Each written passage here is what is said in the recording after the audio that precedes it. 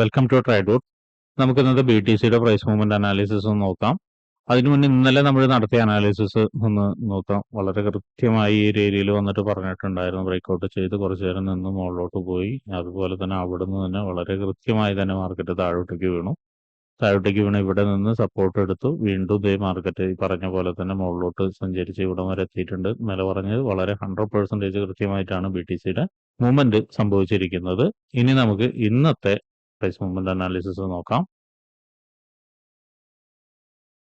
അതിന് one day ചാർട്ടാണ് എടുത്തിരിക്കുന്നത്. One day ചാർട്ടിൽ ഇപ്പോൾ നോക്കിയാൽ കാണാം മാർക്കറ്റ് അപ്രോച്ച് ചെയ്തിരിക്കുന്നത് ഒരു FVGനെയാണ്. ആ ഒരു ലെവൽ ഒന്ന് ജസ്റ്റ് ഒന്ന് മാർക്ക് ചെയ്തിടുന്നുണ്ട്. അതുപോലെ താഴോട്ടേക്ക് നോക്കുന്ന സമയത്ത് ഒരു ഏരിയ മാർക്ക് ചെയ്തിടുന്നുണ്ട്. ഇവിടെയും മാർക്ക് ചെയ്തിടുന്നുണ്ട്. അപ്പൊ ഇത്രയാണ് വൺ ഡേ ചാർട്ടിൽ മാർക്ക് ചെയ്തിടുന്നത്. ഇനി നമുക്ക് ചെറിയ ടൈം ഫ്രെയിമിലേക്ക് പോവാം.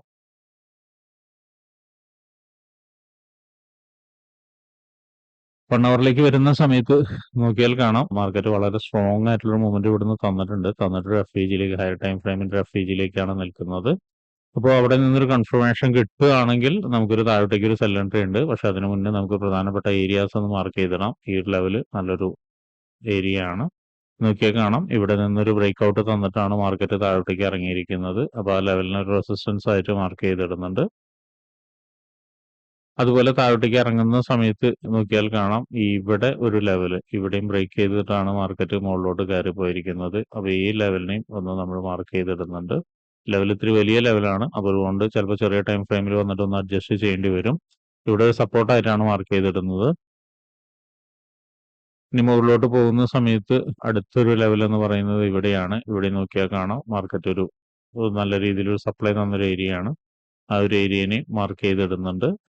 റെസിസ്റ്റൻസ് ആയിട്ട് മാർക്ക് ചെയ്തിടുന്നുണ്ട്. വീണ്ടും മുകളിലോട്ട് പോകുമ്പോൾ ഒരിക്കൽ കൂടിയിട്ട് നോക്കിയാൽ കാണാം ഇവിടെയും നല്ലൊരു ഏരിയ കാണുന്നുണ്ട്. ആ ഒരു ഏരിയനെയും മാർക്ക് ചെയ്തിടുന്നുണ്ട്. അതിനെയും റെസിസ്റ്റൻസ് ആയിട്ടാണ് മാർക്ക് ചെയ്തിടുന്നത്. വീണ്ടും താഴോട്ടേക്ക് വരുന്ന സമയത്ത് ഇതിൽ ഒരു നല്ലൊരു സപ്പോർട്ട് ഏരിയ ഉണ്ട്. നോക്കിയാൽ കാണാം ഇവിടെ മൾട്ടിപ്പിൾ ടൈം വന്ന് മാർക്കറ്റ് സപ്പോർട്ട് എടുത്തിട്ടാണ് മുകളിലേക്ക് പോയിരിക്കുന്നത്. അപ്പോൾ ഇത്രയാണ് പ്രധാനപ്പെട്ട ഏരിയാസ് BTCയിൽ മാർക്ക് ചെയ്യുന്നത്. ഇനി 50 മിനിറ്റ്സിലോട്ട് പോയതിനു ശേഷം എൻട്രി സാധ്യതകൾ എന്തെങ്കിലും ഉണ്ടോ നോക്കാം. 50 മിനിറ്റ്സിലോട്ട് വരുന്ന സമയത്ത് നമ്മൾ നേരത്തെ വരച്ചിരിക്കുന്ന ആ ഒരു സപ്പോർട്ടിനെ ഒന്ന് അഡ്ജസ്റ്റ് ചെയ്ത് വെക്കുന്നുണ്ട്. നോക്കിയാൽ കാണാം മാർക്കറ്റ് ഈ ലെവൽ ബ്രേക്ക് ചെയ്തിട്ടാണ് മുകളിലോട്ട് പോയിരിക്കുന്നത്. അപ്പോൾ ഇവിടെ ഒന്ന് അഡ്ജസ്റ്റ് ചെയ്ത് വെക്കുന്നുണ്ട്. അതുപോലെ തന്നെ താഴോട്ടേക്ക് ഈ ഒരു ലെവലിൽ നമ്മൾ നേരത്തെ വരച്ചിരിക്കുന്ന ഈ ലെവലിൽ 50 മിനിറ്റ്സിൽ ഒരു സപ്പോർട്ട് ഏരിയയും കൂടി ഉണ്ട്. അതിനെ വരച്ചിട്ട് അതിന്റെ കളർ ഒന്ന് ചേഞ്ച് ചെയ്തിടുന്നുണ്ട്. ഇനി മുകളിലോട്ട് പോകുന്ന സമയത്ത് ഇവിടെ ഒരു ലെവലിൽ ഒരു FVG ഉണ്ട്. ആ ഒരു FVGനെയും മാർക്ക് ചെയ്ത് വെക്കുന്നുണ്ട്.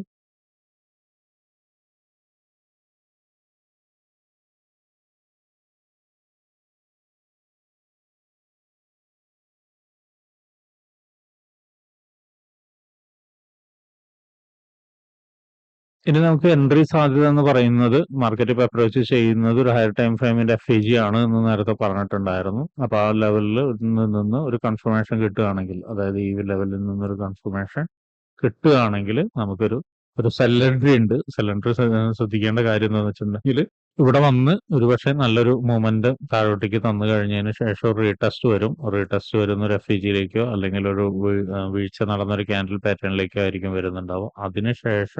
അതിനുശേഷം വീണ്ടും ഒരിക്കൽ കൂടിയിട്ട് മാർക്കറ്റ് താഴോട്ടേക്ക് വരാനുള്ള ഒരു സാധ്യത കാണുന്നുണ്ട്. അങ്ങനെയാണെങ്കിൽ ഒരു സെൽ എൻട്രി എടുക്കാം. അപ്പോഴും ശ്രദ്ധിക്കേണ്ട ഒരു കാര്യം എന്താണെന്ന് വെച്ചിട്ടുണ്ടെങ്കിൽ മാർക്കറ്റ് നോക്കിയാൽ കാണാം ഇവിടെ നിന്ന് വളരെ സ്ട്രോങ് ആയിട്ടാണ് കയറി പോകുന്നത്.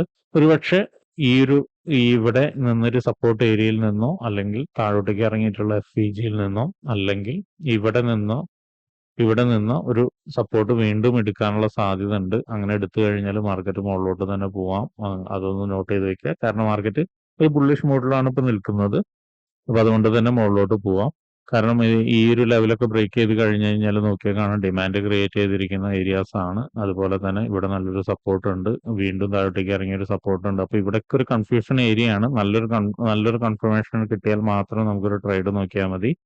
അപ്പോൾ ഇങ്ങനെയാണ് ഉള്ള ഒരു മെത്തേഡ്. ഇനി അടുത്തതെന്ന് പറഞ്ഞാൽ ഈ ഒരു FVGനെ ബ്രേക്ക് ചെയ്ത് കഴിഞ്ഞ് ഈ റെസിസ്റ്റൻസ് ഏരിയയിൽ നിന്ന് ഒരുപക്ഷെ മാർക്കറ്റ് ചിലപ്പോൾ കുറച്ചു നേരം നിന്നിട്ടൊന്ന് ചെറിയ റീടെസ്റ്റിന് വരാം. അങ്ങനെ റീടെസ്റ്റിന് വരികയാണെങ്കിൽ മിക്കവാറും എത്തുന്നത് ലെവൽ എന്ന് പറയുന്നത് ഈ ഒരു ലെവലായിരിക്കും. അങ്ങനെ ഇവിടെ നിന്നൊരു കൺഫർമേഷൻ എടുക്കുകയാണെങ്കിൽ വീണ്ടും മുകളിലോട്ട് പോയിട്ട് ഇവിടെ ഒരു FVGയിലേക്ക് അല്ലെങ്കിൽ റെസിസ്റ്റൻസ് ഏരിയയിലേക്കൊക്കെ മാർക്കറ്റ് എത്താനുള്ള സാധ്യത കാണുന്നുണ്ട്. അപ്പോൾ ഇത്രയാണ് ഇന്നത്തെ പ്രൈസ് മൂവ്മെന്റ് അനാലിസിസ്. അതുപോലെ തന്നെ എൻട്രി സാധ്യതകളും ഇത്രയാണുള്ളത്. അപ്പോൾ ട്രേഡ് എടുക്കുന്ന ആളുകൾ എല്ലാവരും നോക്കിയും കണ്ടും തന്നെ ട്രേഡ് എടുക്കാൻ ശ്രമിക്കുക. അപ്പോൾ ഇങ്ങനെയുള്ള കാര്യങ്ങളൊക്കെ നിങ്ങൾക്ക് പഠിക്കാൻ താല്പര്യമുണ്ടെങ്കിൽ ട്രേഡ് റൂട്ടുമായിട്ട് ബന്ധപ്പെടാം. അത് ഫ്രീ ആയി ട്രേഡിങ്ങിന്റെ കാര്യങ്ങളൊക്കെ നിങ്ങൾക്ക് പഠിക്കാവുന്നതാണ്. അതിനു വേണ്ടിയിട്ട് ഈ വീഡിയോയുടെ ഡിസ്ക്രിപ്ഷനിൽ ഒരു ഗൂഗിൾ ഫോം കൊടുത്തിട്ടുണ്ട്. ആ ഗൂഗിൾ ഫോം കൃത്യമായി വായിച്ച് അതിലുള്ള കണ്ടീഷൻസ് ഒക്കെ ഓക്കെ ആണെങ്കിൽ മാത്രം ഫിൽ ചെയ്യുക. അതോടൊപ്പം തന്നെ ഡിസ്ക്രിപ്ഷനിലുള്ള വാട്സപ്പ് ചാനലിൽ നിങ്ങൾക്ക് ജോയിൻ ചെയ്യാവുന്നതാണ്. അവിടെ ട്രേഡ് റൂട്ടിന്റെ അപ്ഡേറ്റ്സ് ലഭിക്കുന്നതാണ്. അപ്പോൾ എല്ലാവർക്കും ഇന്നൊരു പ്രോഫിറ്റബിൾ ഡേ ആവട്ടെ എന്ന് ആശംസിക്കുന്നു.